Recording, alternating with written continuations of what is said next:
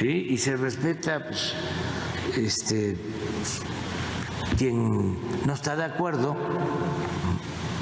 o ya cerró un ciclo, o no está de acuerdo con una estrategia que se está llevando a cabo, pues es hasta honesto, ¿no?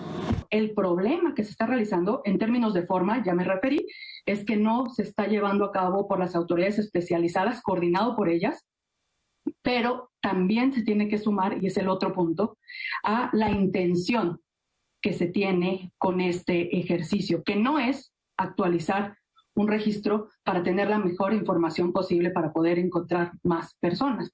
La intención es, y es muy clara y es lamentable, que es el reducir. Porque no es nada más el que hayan alterado los padrones de desaparecidos. Para que tengan una idea, no es cierto que haya 126,000 desaparecidos. No es cierto. Bueno, de esta manera es como el presidente señaló o acusó al extitular de la Comisión Nacional de Búsqueda de Personas, Carla Quintana, de haber alterado el registro de personas desaparecidas en el país. López Obrador estimó que en un mes tendrán concluido un nuevo censo para demostrar que no hay tal cantidad de personas desaparecidas. Recordemos que Carla Quintana explicó su salida a finales de agosto, sosteniendo que el nuevo censo de personas desaparecidas tiene el objetivo de reducir la cifra de personas ausentes en esta presente administración. Bueno, hablemos del tema, si le parece, porque según cifras del registro de personas desaparecidas no localizadas, hasta el 31 de diciembre del 2022, se habían contabilizado un total de 103,422 personas desaparecidas en el país. Sin embargo, ese número se elevó hasta más de 112,000 en el mes de octubre. Jalisco, Tamaulipas, Estado de México son las entidades en donde se registraron más casos de personas desaparecidas a lo largo del año pasado. Jalisco contabilizó 14,776 víctimas. En Tamaulipas se registraron 12,562 casos, mientras que en el territorio mexiquense 10,284 personas. Estas cifras indican que bajo la administración del presidente López Obrador hasta el pasado 25 de agosto habrían desaparecido 44,073 personas. Representa cerca del 40% de las 112,000 víctimas reconocidas. Esos son los números que pues suponemos que eran oficiales, pero ahora ya se han desmentido. Pero pues entremos y veamos qué es de lo que se trata. Les saludamos con enorme gusto a Santiago Aguirre, director del Centro Pro Derechos Humanos, que está con usted y con nosotros. Santiago, con enorme gusto te saludo. Gracias por tu tiempo. Buenas noches. Hola Javier, muy buenas noches. Buenas noches también a todo el auditorio. Los agradecidos somos nosotros. ¿Qué pasa exactamente con esto? Que las cifras no son ciertas. El presidente dice que el censo demuestra que van apareciendo las personas desaparecidas, que Carla Quintana es de derecha, que quiere perjudicar a su gobierno. Híjole, son como muchas variables, pero al fin y al cabo lo que importa son las personas desaparecidas. ¿Qué impresión tienes, más allá de la controversia, de lo que realmente pasa con las personas desaparecidas en el país, Santiago? Sí, Javier. A partir de 2017 se aprobó en México la Ley General para prevenir y sancionar las desapariciones, que se suponía tenía que generar toda una institucionalidad para hacer frente a este flagelo. Entre otras cosas, esta ley crea el Registro Nacional de Personas Desaparecidas y No Localizadas, que se tiene que ir alimentando con los reportes de desaparición que levantan las fiscalías, las comisiones estatales de búsqueda y la propia Comisión Nacional. Al frente de la Comisión Nacional de Búsqueda, la comisionada Carla Quintana venía haciendo una labor importante para darle forma a estas instituciones creadas por la ley, que durante la anterior administración estaban en el olvido, y también un esfuerzo por actualizar este padrón. Ahora, el padrón se encontraba hasta hace poco en una versión todavía no definitiva. Es posible, Javier, que ocurran tanto fenómenos de subregistro como fenómenos de sobreregistro. De subregistro, Javier, porque, por ejemplo, no todas las desapariciones de personas migrantes que ocurren en México están en el registro porque sus familiares muchas veces viven en otros países y no alcanzan ni siquiera a venir a denunciar. Y puede ser que haya algunos casos de sobreregistro porque las familias, ante la negligencia del Estado, a veces van a las instituciones de varias entidades de la República a denunciar.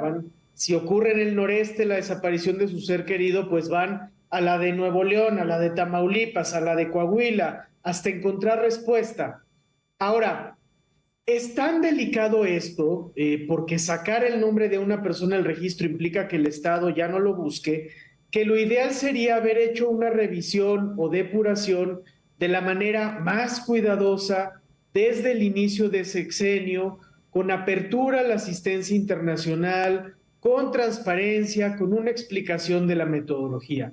Que eso no esté ocurriendo y que suceda al final de sexenio, habiendo ya renunciado la titular de la comisión de búsqueda en un entorno electoral y con esta retórica presidencial donde el énfasis parece estar puesto en que este presidente tenga, por decirlo así, menos desaparecidos que sus predecesores, pues francamente huele muy mal y tienen razón todas las voces de alarma que se han levantado, Javier. Santiago, ¿piensas que el número que se ha mencionado es un número que podríamos tener más o menos una idea de lo que pasa, o es un número sobrevalorado o infravalorado? A ver, el registro oficial a semanas recientes, Javier, hablaba de alrededor, números cerrados, de 115,000 personas. Lo que nosotros escuchamos en terreno, cuando contrastamos con el inmenso número de cuerpos y restos sin identificar que hay en las instituciones forenses del país, un rezago forense respecto al cual no vemos esta preocupación del liderazgo presidencial o de otras figuras de los gobiernos tanto federal como estatales, nos parece que incluso si fuese la realidad que algunos de estos reportes tienen que salir porque están duplicados o porque hay fenómenos de homonimia, etcétera, de todas maneras muy probablemente va a estar México por encima de los 100,000 desaparecidos, y eso nos debería recordar que más allá de la discusión de las cifras, lo que tenemos detrás es una inmensa tragedia nacional, un país que se ha convertido en una gran fosa común, y lo de menos es si tiene más desapariciones el expresidente Calderón, el expresidente Peña Nieto o el hoy presidente López Obrador. Lo importante sería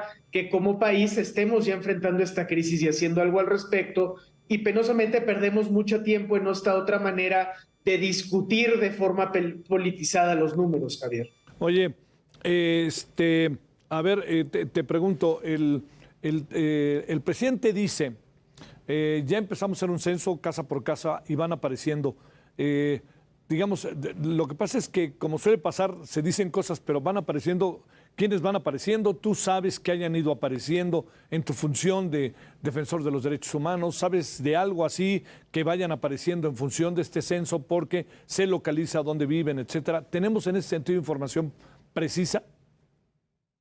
Mira, lo que hemos escuchado, Javier, sobre todo de los propios colectivos de familiares, de algunas organizaciones locales, son, por ejemplo, eventos más bien de revictimización, donde funcionarios de la Secretaría de Bienestar llegan con algunas familias y les dicen, oiga, venimos a preguntar si ya apareció su ser querido porque nos brinca en el sistema que se vacunó contra el COVID. Y claro, las familias no tienen esa información, lo desdicen, pero se quedan con la zozobra. Y hemos escuchado también de otros casos muy preocupantes donde, digamos, llegan los funcionarios de la Secretaría de Bienestar a las casas de los familiares de las personas desaparecidas, van acompañados de Guardia Nacional, y claro, cuando se van de estos lugares donde el control territorial efectivo lo tiene el crimen organizado, no el Estado, pues las familias están siendo objeto de intimidación porque acuden los delincuentes a preguntarles cuál es la razón de que hayan hablado con las autoridades. Ese es el tipo de cosa que estamos oyendo en el terreno, no tanto el tema de que hayan sido encontrados en esas condiciones los desaparecidos y las desaparecidas. ¿Podría haber la intención de reducir el número de personas desaparecidas por parte del gobierno como un acto político o que realmente el gobierno está encontrando a la gente? ¿Cuál de las dos cosas piensas?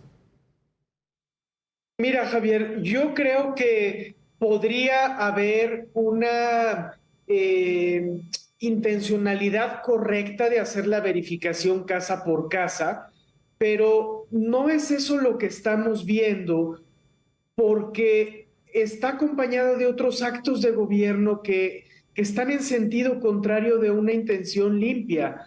El nombramiento en la comisión de búsqueda de una persona sin el perfil adecuado, esta retórica presidencial que escuchamos en las conferencias matutinas, porque lo de hoy, por ejemplo, Javier, ya fue muy enredado, ¿no? Lo que se dice es que habría una suerte de alianza entre la Excomisionada Nacional de Búsqueda, organismos de derechos humanos como el Centro PRO, la Comisión Interamericana de Derechos Humanos, el senador Emilio Álvarez y Casa, y que esa especie de puesta en común buscaba denostar a las instituciones inflando los números. Y francamente es una línea discursiva ya muy difícil de seguir en su veracidad. Y entonces, digamos, incluso si hubiese una intención pertinente de hacer una revisión casa por casa, todo lo que está acompañando esta decisión habla más bien de que la finalidad es disminuir los números para presentar mejores saldos al término de sexenio, y eso es sumamente preocupante y negativo para una crisis del tamaño de la que estamos viendo. Santiago Aguirre, del PROD, muchas gracias que estuviste con nosotros. Gracias, Santiago, buenas noches. Al contrario, Javier, gracias como siempre. Buenas noches. Gracias. Bueno, sigamos con el tema y saludamos a Grace Fernández Morán. Ella es directora del colectivo Buscando Desaparecidos México. Bueno, muchas gracias. Gracias, Grace. ¿Cómo has estado? Muy buenas noches. Con gusto de saludarte, Javier. Gracias por la invitación. A ver, ¿qué piensas? Ya escuchabas, supongo, algo de lo que conversábamos con Santiago. A ver, ¿qué piensas de esto que dijo el presidente? A mí me llamó mucho la atención que dijera que pues, es la derecha, grupos, en fin. Pero para plantearlo, ¿tú tendrías información para pensar que la cifra que tenemos de desaparecidos es una cifra que se ajusta a una realidad o que van apareciendo ya personas desaparecidas, personas que se habían dado por desaparecidas con el censo del que hace referencia el presidente? Mira, el registro y desde la perspectiva de las víctimas aún está por debajo, ¿no? Recordemos que incluso en el mes de septiembre, durante la revisión del Estado mexicano ante el Comité de Desapariciones de Naciones Unidas, volvieron a decir que solamente hay 300 migrantes desaparecidos, cuando tú, yo y todo el país sabe que pueden ser miles o cientos de miles más, ¿no? Entonces, empezando por ahí, el registro para nosotros sigue estando muy por debajo de la cifra real. Ahora, preocupa mucho, y ya lo mencionaba Santiago, que esto más que una verificación de los datos que podemos creer que pudiera haber, porque a final de cuentas el error humano existe, ¿no? Sin embargo, la comisión de búsqueda siempre fue muy transparente en decir que había controles y que no cualquiera podía bajar números y que todo se verificaba y que había un número único para cualquier registro que se subiera, ya fuera si lo hacíamos las víctimas en la plataforma web, o si lo hacía una fiscalía, o si lo hacía la comisión local o la nacional, que solamente iba a haber un registro. Entonces ahí no había forma que sistemáticamente se pudieran inflar los números. Ahora, creo que lo que dijo el presidente, hay dos cosas muy ciertas, quizás desvirtuadas en su mente, pero una realidad es, sí está inflado el número. ¿Y sabes quién lo infló? La delincuencia, Javier. O sea, siguen habiendo desapariciones. Claro que siguen sumándose desapariciones. Si nos vamos a cuántas personas se han registrado desaparecidas, pues son más de 200,000. Y sin embargo, lo que las víctimas decimos, permanecen en estatus de desaparecidas son 112,000. Jamás en la vida, y vaya que mi colectivo le ha dado seguimiento al registro puntual, nunca hemos llegado a sobrepasar los 120,000. Entonces, estamos en la dinámica del buen fin. Incrementan números para bajar números y quedar en los 112,000 que llevamos reales, o de plano no le interesa si son 510,000, 100,000 o 1,000,000 de mexicanos y personas migrantes desaparecidas, porque ni siquiera conoce el número. Sí. Y entonces ahí lo único que me hace pensar es que su único interés es, por un lado, decir el discurso de toda la vida de son los neoliberales y es la derecha y son las organizaciones de derechos humanos acusándome de que son muchos desaparecidos, pero no son tantos. O sea, para mí no hay de otra, ¿no? Ya lo decía Santiago, esta estrategia de que todos aparecieron en la vacunación COVID, pues nada más dame la prueba, ¿no? O sea, una credencial de lector vieja y ya vencida, pues lo único que dice para mí como familiar es que se robaron el padrón de víctimas para adquirir o supuestamente adquirir y administrar vacunas y esconder un fraude en la adquisición, ¿no? Más que probar que efectivamente hay personas que fueron desaparecidas que se fueron a vacunar.